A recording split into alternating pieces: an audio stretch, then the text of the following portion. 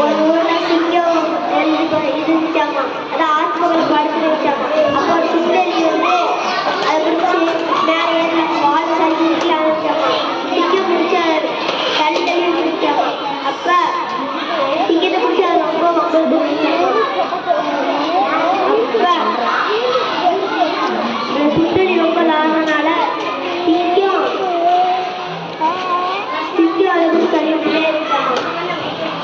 இந்த கோபமான சிங்கம் அதை துரத்துட்டே போடுச்சாமா. அப்ப அந்த சுண்டலி ஓடிச்சாமா.